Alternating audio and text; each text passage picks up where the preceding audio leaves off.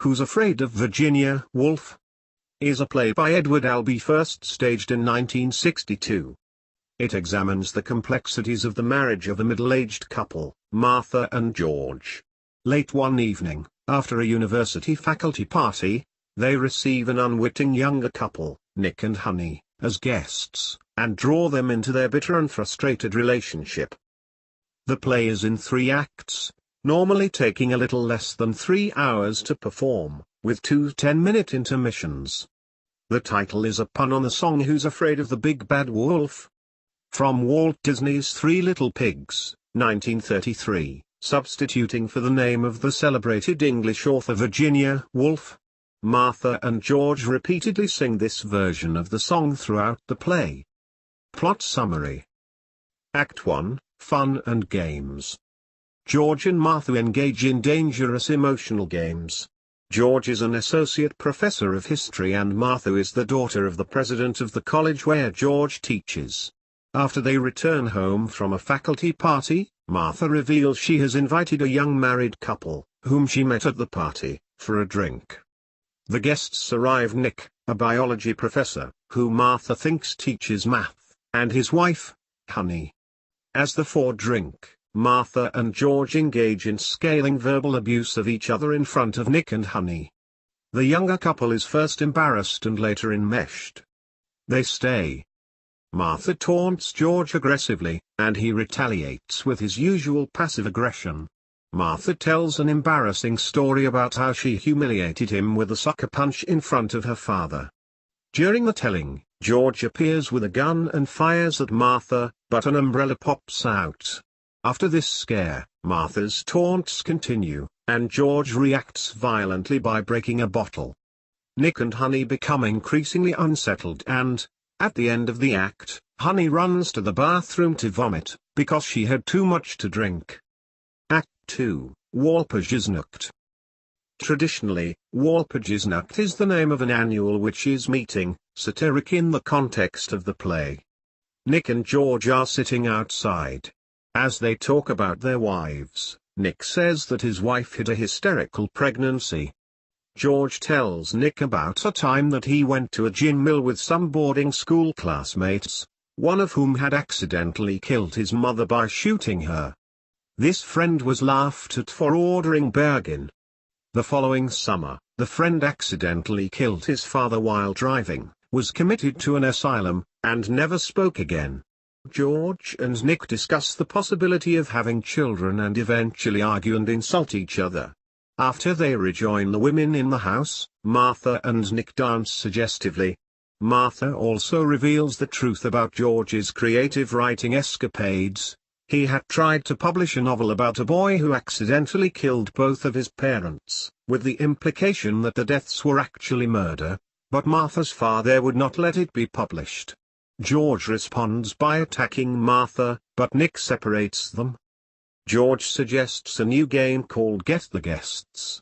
George insults and mocks Honey with an extemporaneous tale of the mousie who tooted brandy immodestly and spent half her time in the upchuck. Honey realizes that the story is about her and her hysterical pregnancy. The implication is that she trapped Nick into marrying her because of a false pregnancy. She feels sick and runs to the bathroom again. At the end of this scene, Martha starts to act seductively towards Nick in George's presence. George pretends to react calmly, reading a book. As Martha and Nick walk upstairs, George throws his book against the door.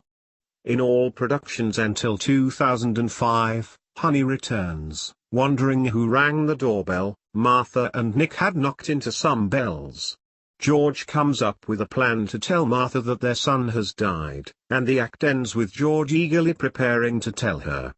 In what is labeled the definitive edition of the script, however, the second act ends before Honey arrives. Act 3, The Exorcism. The term exorcism means the expulsion or attempted expulsion of a supposed evil spirit from a person or place. In this act, it seems that Martha and George intend to remove the great desire they have always had for a child through continuing their story of their imagined son and his death.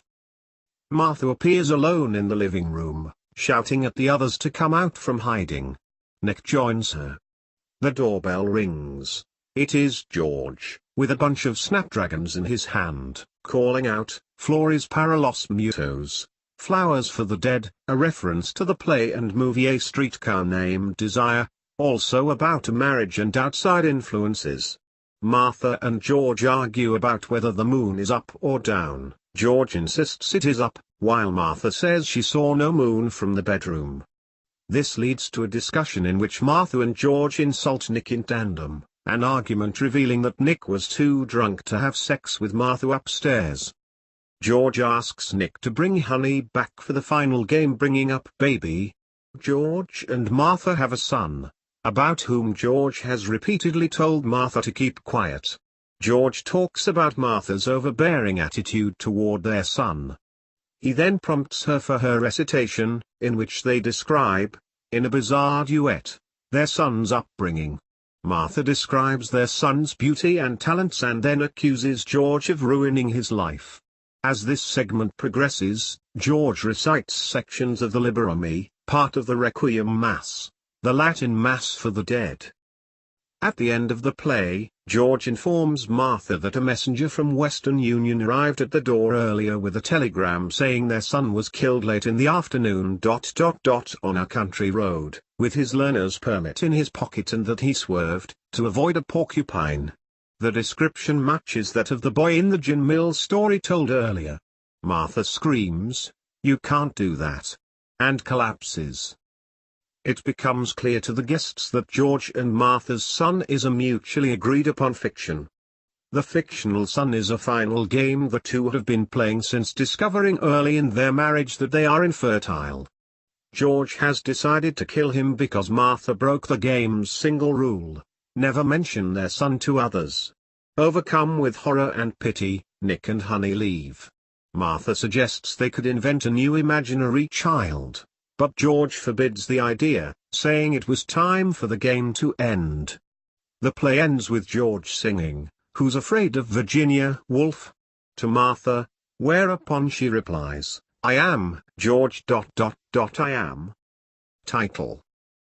The play's title, which alludes to the English novelist Virginia Woolf, is also a reference to the song "Who's Afraid of the Big Bad Wolf?" from Walt Disney's animated version of The Three Little Pigs. Because the rights to the Disney song are expensive, most stage versions, and the film, have Martha sing to the tune of "Here We Go Round the Mulberry Bush," a melody that fits the meter fairly well and is in the public domain. In the first few moments of the play, it is revealed